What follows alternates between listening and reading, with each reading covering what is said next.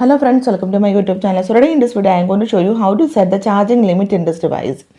For this, go to settings. So here you can see the option battery, tap on this one.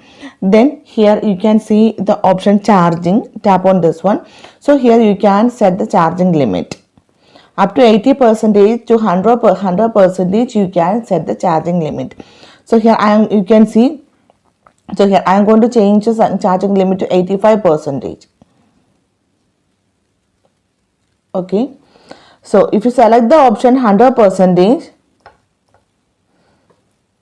you can see when the charge limit is set to 100%, allow iPhone to wait to finish charging past 80% until the time you need to use it.